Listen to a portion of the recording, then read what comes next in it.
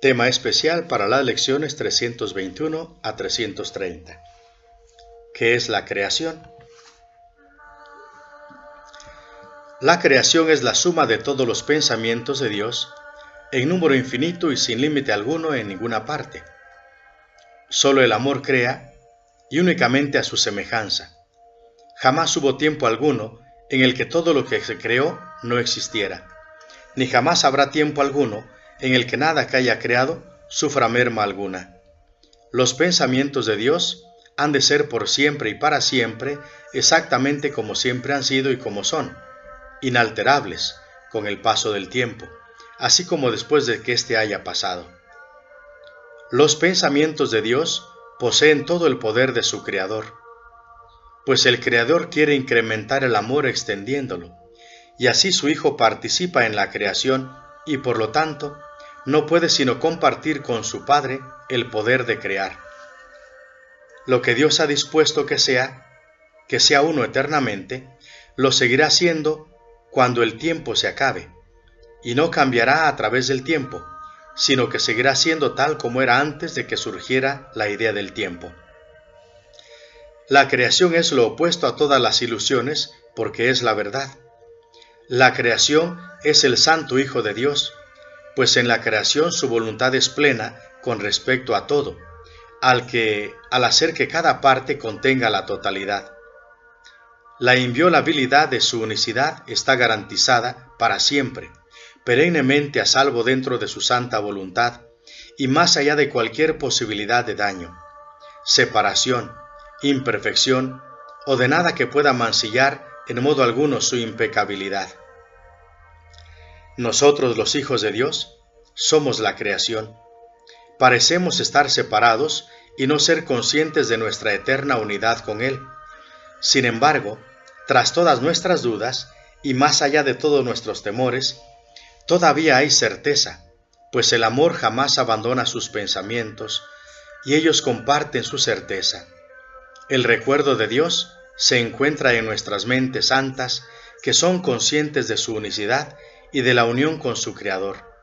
Que nuestra función sea únicamente permitir el retorno de este recuerdo y que su voluntad se haga en la tierra, así como que se nos constituya nuestra cordura y ser solamente tal como Dios nos creó. Nuestro Padre nos llama, oímos su voz y perdonamos a la creación en nombre de su Creador, la santidad misma, cuya santidad su creación comparte con Él, cuya santidad sigue siendo todavía parte de Él. Y ahora siéntate en silencio y aguarda a tu Padre. Él ha dispuesto que vendrá una vez que hayas reconocido que tu voluntad es que Él venga, y solamente dile: Padre, te entregamos estos momentos como muestra de nuestro agradecimiento por el Espíritu Santo que nos enseñó a abandonar el mundo del pesar a cambio del mundo de felicidad que tú nos diste. Ya no miramos hacia el pasado, Padre. Ahora miramos solamente al presente y fijamos la mirada en el final de la jornada. Acepta, Padre, nuestras ofrendas de gratitud mientras contemplamos a través de la mirada de Cristo un mundo que está más allá del mundo que nosotros fabricamos. Y ahora aguardamos en silencio, sin miedo y seguros de tu llegada, pues hemos recorrido el camino siguiendo al guía que tú nos enviaste. Nosotros desconocíamos el camino, pero tú nos guiaste, y sabemos que nos recuerdas ahora como siempre lo has hecho. Solo pedimos que tus promesas se cumplan tal como es tu voluntad. El Padre y el Hijo crearon todo lo que existe. No pueden fracasar en nada. Con esta certeza damos los últimos pasos que nos llevan hasta ti y descansamos confiadamente en tu amor. Tu amor jamás nos defraudará.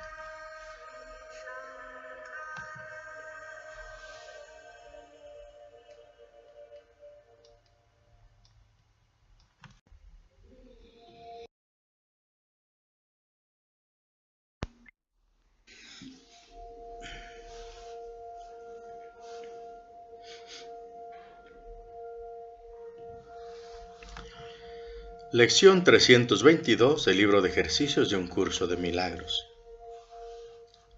Toma una respiración profunda, inhalando y exhalando.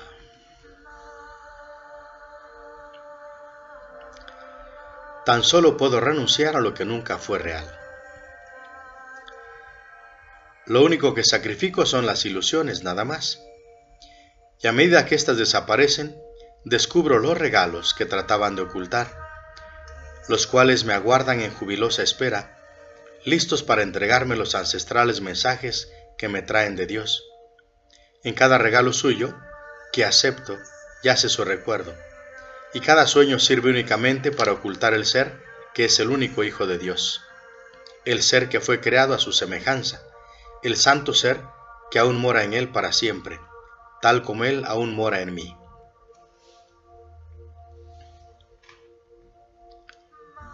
Padre, para ti cualquier sacrificio sigue siendo algo por siempre inconcebible. Por lo tanto, solo en sueños puedo hacer sacrificios. Tal como tú me creaste, no puedo renunciar a nada que tú me hayas dado. Lo que tú no has dado es irreal. ¿Qué pérdida podría esperar, sino la pérdida del miedo y el regreso del amor a mi mente?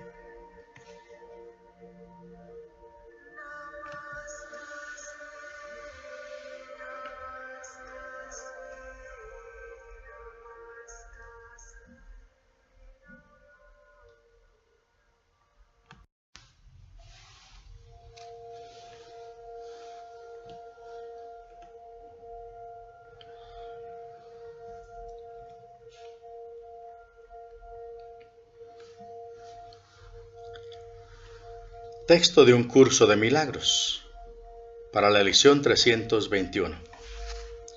El soñador del sueño. Sufrir es poner énfasis en todo lo que el mundo ha hecho para hacerte daño. En esto puede verse claramente la versión descabellada que el mundo tiene de la salvación. Al igual que en un sueño de castigo, en el que el soñador no es consciente de lo que provocó el ataque contra él, este se ve a sí mismo atacado injustamente y por algo que no es él. Él es la víctima de ese algo, una cosa externa a él por la que no tiene por qué sentirse responsable en absoluto. El soñador debe ser inocente porque no sabe lo que hace, sino solo lo que le hacen a él.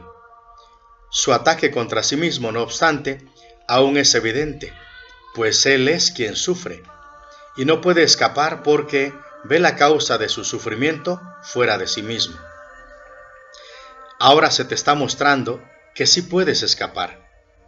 Lo único que necesitas hacer es ver el problema tal como es, y no de la manera en que lo has urdido hasta hoy.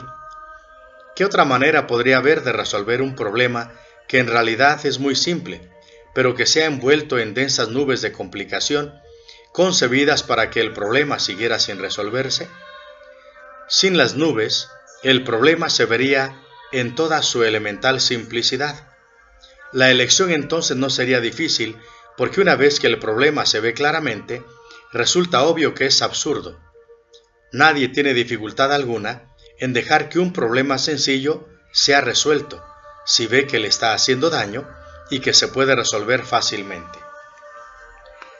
El razonamiento que da lugar al mundo, sobre el que descansa y mediante el cual se mantiene vigente, es simplemente este: tú eres la causa de lo que yo hago.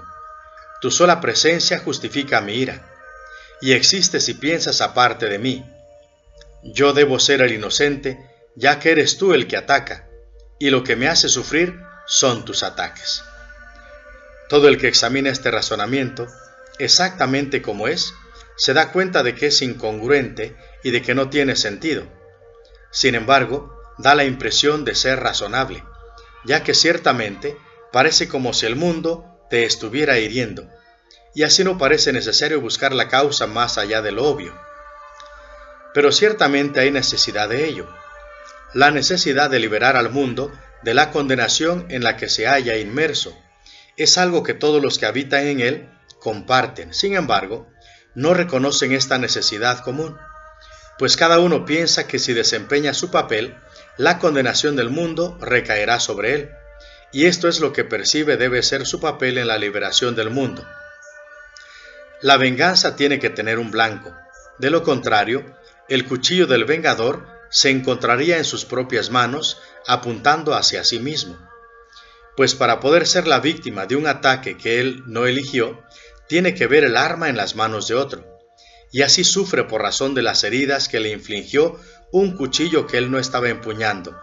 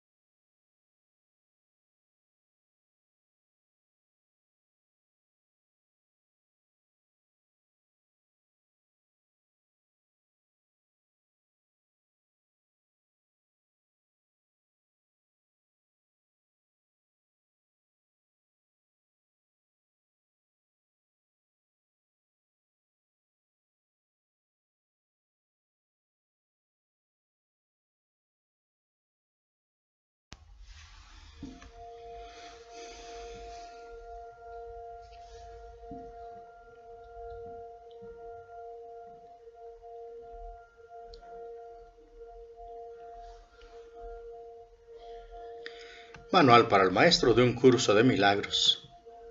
Clarificación de términos. El ego, el milagro. Las ilusiones no perduran. Su final es indudable, y eso es lo único que es seguro en su mundo. Por eso es por lo que ese es el mundo del ego. ¿Qué es el ego? El ego no es más que un sueño de lo que en realidad eres. El ego no es más que un pensamiento de que estás separado de tu Creador y un deseo de ser lo que Él no creó. El ego es un producto de la locura, no de la realidad. El ego es tan solo un nombre para lo innombrable. El ego es un símbolo de lo imposible. El ego es una elección de opciones que no existen. Al ego le damos el nombre solo para que nos ayude a entender que no es más que un pensamiento ancestral, según el cual aquello que se ha inventado es inmortal. Mas, ¿qué podría proceder de ello, excepto un sueño, que al igual que todos los demás sueños, tan solo puede terminar en la muerte? ¿Qué es el ego? El ego no es nada, pero se manifiesta de tal forma que parece ser algo. En un mundo de formas, no se puede negar el ego, pues solo él parece real. Mas ¿podría el Hijo de Dios, tal como su Padre lo creó, morar en una forma o en un mundo de formas? Si alguien te pide que definas al ego y expliques cómo se originó, es porque cree que el ego es real e intenta, por definición, asegurarse de que su naturaleza ilusiva pueda ocultar tras las palabras que parecen otorgarle realidad. Ninguna definición que se haya hecho de una mentira puede hacer que ésta se convierta en verdad, ni tampoco puede haber una verdad que las mentiras puedan realmente ocultar. La irrealidad del ego no se niega con palabras, ni su significado se vuelve claro por el hecho de que su naturaleza parezca tener una forma. ¿Quién puede definir lo indefinible? Sin embargo, incluso para esto hay una respuesta. No podemos formular realmente una definición de lo que es el ego, pero sí podemos decir lo que no es. Y esto lo podemos ver con perfecta claridad. Basándonos en eso podemos deducir lo que es. Observa su opuesto y verás la única respuesta que tiene sentido. A lo opuesto al ego, desde cualquier punto de vista, origen, efectos y consecuencias, le llamamos milagro. En el milagro encontramos todo lo que no tiene que ver con el ego en este mundo. El milagro es lo opuesto al ego, y solo en él podemos observar lo que era el ego, pues en él vemos lo que éste aparentemente hacía, y la causa y sus efectos no pueden sino seguir siendo una misma cosa. Donde antes había oscuridad, ahora vemos luz. ¿Qué es el ego? Lo que antes era la oscuridad. ¿Dónde está el ego? Donde antes estaba la oscuridad. ¿Qué es ahora y dónde podemos encontrarlo? No es nada y no se le puede encontrar en ninguna parte. Ahora la luz ha llegado y su opuesto se ha ido sin dejar ni rastro. Donde antes había maldad, ahora hay santidad. ¿Qué es el ego? Lo que antes era maldad. ¿Dónde está el ego? En una pesadilla que solo parecía ser real mientras la estaba soñando. Donde antes había crucifixión, ahora está el Hijo de Dios. ¿Qué es el ego? ¿Quién tiene necesidad de preguntar? ¿Dónde está el ego? ¿Quién necesita ir en busca de ilusiones ahora que los sueños han desaparecido? ¿Qué es un milagro, mejor? Un milagro es un sueño también, pero si observas todos los aspectos de este sueño, jamás volverás a dudar. Observa el bondadoso mundo que se extiende ante ti mientras caminas envuelto en la mansedumbre. Observa a los ayudantes que encuentras a lo largo del camino que recorres, felices ante la certeza del cielo y la garantía de la paz. Y observa también por un instante lo que por fin dejaste atrás y finalmente pasaste de largo. Esto es lo que era el ego. El ego era el odio cruel. El ego era la necesidad de venganza y los gritos de dolor. El ego era el miedo a la muerte y el deseo de matar. El ego era la ilusión de no tener hermanos. El ego era el yo que parecía estar solo en el universo. El milagro corrige este terrible error con respecto a ti mismo con la misma dulzura con la que una madre amorosa adormece con su canto a su criatura. ¿No preferirías escuchar un canto así? ¿No contestaría ese canto todo lo que pensabas preguntar, haciendo incluso que la pregunta dejara de tener sentido? Tus preguntas no tienen respuesta, ya que han sido planteadas para acallar la voz de Dios, la cual nos hace a todos una sola pregunta. ¿Estás listo ya para ayudarme a salvar al mundo? Pregunta esto en vez de preguntar qué es el ego, y verás un súbito resplandor en volver al mundo que el ego fabricó. Ahora no se le niega a nadie ningún milagro. El mundo se ha salvado de todo lo que tú pensabas que era, y lo que es ha sido siempre absolutamente puro y jamás ha sido condenado. El milagro perdona, el ego condena. No se necesita ninguna otra definición para ninguno de ellos excepto esta. ¿Mas qué definición podría ser más cierta o estar más en tono con lo que es la salvación? Con esto el problema y la respuesta se llevan uno al lado del otro, y al estar finalmente juntos, la elección es obvia. ¿Quién elegiría el infierno de reconocer que eso es lo que está eligiendo? ¿Y quién no seguiría adelante un poco más cuando se ha sido dado comprender que el camino es corto y que el cielo es su meta?